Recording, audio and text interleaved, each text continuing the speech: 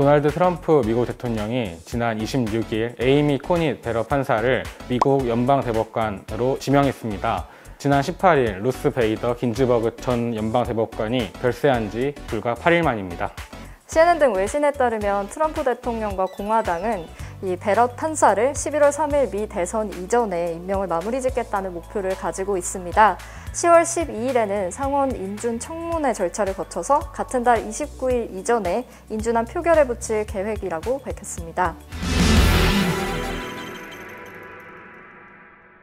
예, 연방대법관은 미국 대통령의 지명으로 상원에서 인준을 받아야지 최종 임명이 됩니다.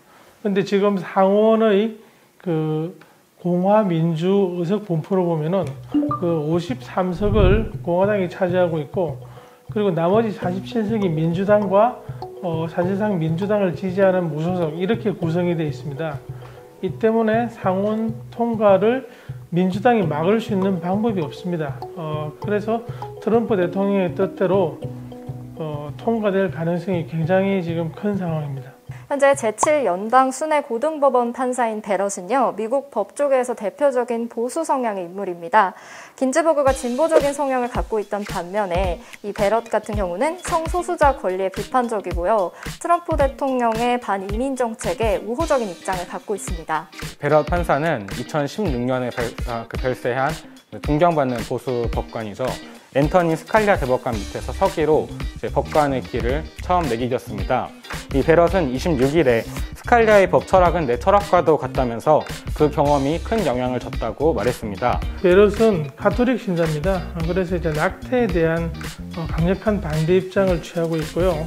특히 미국에서 큰 사회 문제가 되고 있는 총기 소유 문제, 여기에 대해서도 수정헌법 제2조에 적혀 있는 대로 그걸 바꿀 필요도 없고, 지금 판례로 조정할 필요도 없이 총기 소유의 자유는 인정해야 한다는 그런 주장을 계속 펴오고 있는 인물입니다. 네, 아울러 젊음 그리고 여성이라는 키워드도 베럿을 소개할 때 꼽히는데요.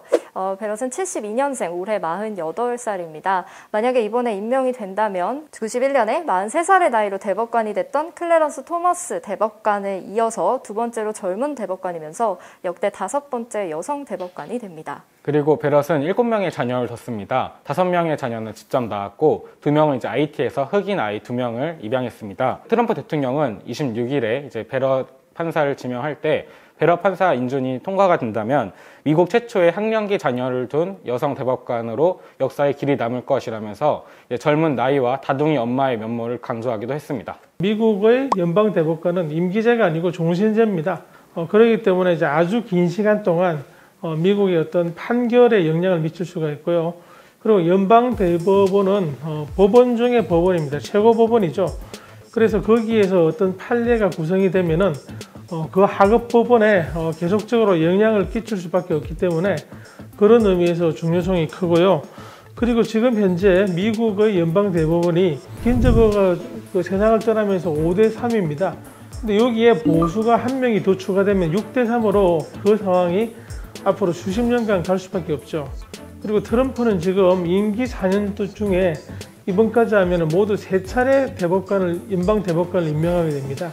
불과 대선을 한 달여 남기고 트럼프 대통령이 이렇게 서두르는 여러 이유 중에 하나가, 지금 대선이 끝나고 나서 어떤 불복 사태가 날 경우에 최종적으로는 연방 대법원이 판결로서 성자를 결정하는 이런 사태가 벌어질 가능성을 염두에 두고 있는 게 아닌가. 과거 2000년에도 플로리다주 재검표 사건을 겪으면서 결국 법원에서 판결로 최종적인 이제 정리가 되고, 거기에 대해서 이제 그 당시 민주당 후보가 승복을 했는데요. 지금 같아서는 트럼프 대통령이 승복하지 않고 최종적으로는 이제 연방 대법원까지 갈 가능성이 큽니다.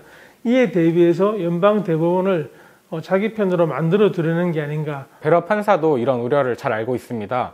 그래서 26일 이 지명안 발표가 있을 때 인준을 통과하면 내 진영 사람이나 혹은 내 자신을 위해 대법관 역할을 하지 않을 것이라면서 모든 미국인들을 대변할 것이라고 밝히기도 했습니다. 네, 아울러 베러 판사는 긴즈버그에 대한 존경심을 나타내기도 했는데요.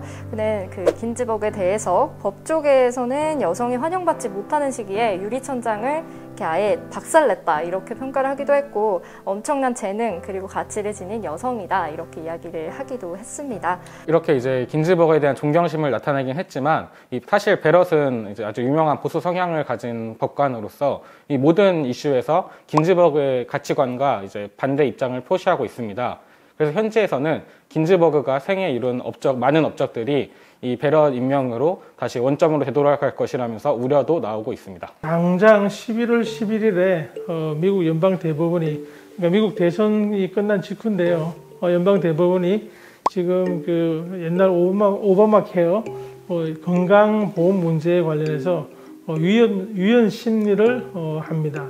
그래서 만약에 이번에 연방대법관이 되면은 어디를 지지할지가 너무너무 이제 뻔하고, 그래서 그 자체가 이제 어떤 합헌이 아니고 헌법 불일치 판결이 날 가능성이 굉장히 큰 상황입니다. 미 전역에서는 낙태를 합법화했던 지난 1973년 미 연방대법원의 로데 웨이드라는 이 판결이 뒤집힐지가 굉장히 초미의 관심사인데요. 로데 웨이드는 임신 후 6개월까지 이 여성이 임신 중절을 선택할 수 있는 그런 헌법상의 권리를 인정한 판결입니다. 11월 3일 미국 대선을 불과 한 달여 남긴 시점에서 지금 그 트럼프 대통령이 임명을 강행한다면은 굉장히 그 선거에도 영향을 미치고 큰 이제 그 파장을 일으키지 않을 수 없는 그런 상황입니다. 왜 그러냐?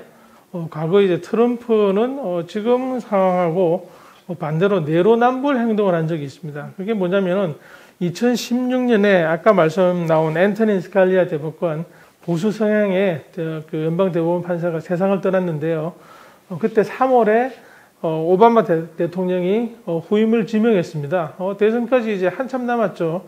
7개월, 8개월 남은 상황에서 지명을 했는데, 당시 그 공화당 측에서는 이제 대선 후 지명하자 이런 주장을 했는데, 그때 이제 그렇게 반대했던 미 공화당이 지금 와서 거꾸로 뭐 그럴 필요가 뭐 있느냐, 바로 하자는 생각을 하고 민주당은 이제 이에 반대하는, 또 당시하고 완전히 다른 상황이 벌어지고 있습니다. 미국 내에서도 실제로 여론조사를 살펴보면요, 이 대법관 임명을 11월 대선 이후로 미뤄야 된다라는 의견들이 좀 우세합니다.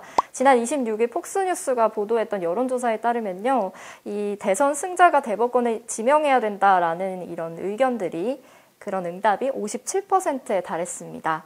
민주당은 베럿 인준에 반대하는 한편 이번 기회를 지지층 결집의 장으로 삼을 것으로 보입니다. 이 민주당은 대법원이 더욱 보수화될수록 아까 이제 선배께서 말씀해주신 오바마 케어가 위헌 소지가 될 확률이 높다라면서 그걸 공격하고 있습니다. 네, 오늘은 긴즈버그의 후임으로 신임 연방 대법관으로 지명된 에이미 코니 베럿에 대해서 알아봤습니다. 보수색이 짙어지는 미국의 연방 대법원은 앞으로 미국 사회에 어떤 판결을 가져오게 될까요? 글로벌 줌업이었습니다.